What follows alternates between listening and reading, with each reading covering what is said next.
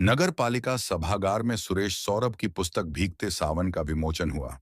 कार्यक्रम में बतौर मुख्य अतिथि वरिष्ठ कवि द्वाकी प्रसाद रस्तोगी रहे।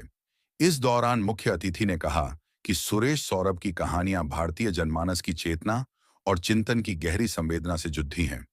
समीक्षा करते हुए विनोद शर्मा सागर ने कहा कि संग्रह की कहानियां मानवीय संवेदना एवं संचेतना का साक्षात्कार कराती हैं।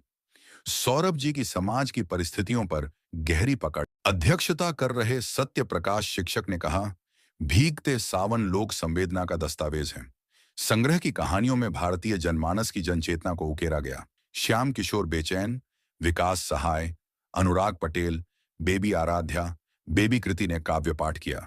इस दौरान सामाजिक कार्यकर्ता गुलाब चंद, कहानीकार वेद प्रकाश, राम बाबू, राष्ट्र भाषा सेवा समिति के अभय अग्निहोत्री, कवि उमाकांत त्रिपाठी, हरे कृष्ण अवस्थी, धर्मेंद्र कुमार, धीरेन्द्र, नीरज श्रीवास्तव, ऋषभ, शगुन सहित बड़ी संख्या में लोग मौजूद रहे। हमारा दोस्त बन चुका था। जिस दिन प्रकाश विद्यालय के पास नहीं आता, उस दिन बच्चों का बिल्कुल भी मन नहीं लगता। सभी बहुत उदास रहते। एक दिन मध्याह्न भोजन अवकाश का समय बीत जाने के बाद प्रकाश बच्चों की एक कक्षा कक्ष में आ गया और कक्षा कक्ष को बच्चों को उनके बस्तों को और पाठ्य पुस्तकों को अत्यधिक लालायित होकर ललचाई नजरों से देखने लगा। उसे देखकर ऐसा लग रहा था कि मानो वह भी उन पाठ्य पुस्तकों को पढ़ना चाहता था और उन बच्चों के साथ बैठना चाहता था। प्रकाश अपने सुनहरे सपनों में खोया हुआ था। तभी उस विद्यालय के प्रधान अध्यापक कक्षा कक्ष में पढ़ाने के लिए आ गए।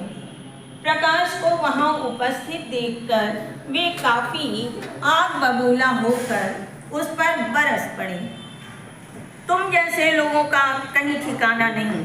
अब तक मध्याह्न भोजन के अवकाश के समय में ही आते थे, वो भी विद्यालय के प्रांगण में। अपना बाजा बजाकर बच्चों की पढ़ाई में बाधा डालते थे। दृश्य को मैंने जब देखा तब लिखने का उसे हूबहू उतारा है, बस थोड़ा सा पात्र और स्थान का बदलाव किया है कि कॉलेज के बड़े बाबू ने आवाज दी, Ananya Chaudhary doctor Abramendra Chaudhary. Yes sir कहते हुए अनन्या ने अपने दस्तावेज की फाइल बड़े बाबू के सामने रख दी। अनन्या की ओर देखकर बड़े बाबू ने मुस्कुराते हुए फाइल अपने हाथ में ले लिया और वेरिफिकेशन के लिए डॉक्यूमेंट चेक करने लगे। किंतु जाति प्रमाण पत्र देखकर बड़े बाबू चौंक गए, क्योंकि उस पर अनुसूचित जाति लिखा हुआ था। बड़े बाबू को विश्वास नहीं हुआ। उन्होंने अनन्या से पूछा, अनुसूचित जाति हो? अनन्या ने कहा जी। बड़े बाबू आश्चर्यचकित होते हुए बोले, अच्छा।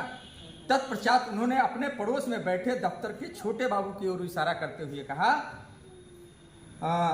सुन रहे हो चौधरी साहब, अब तो अपनी जात खतरे में आ गई।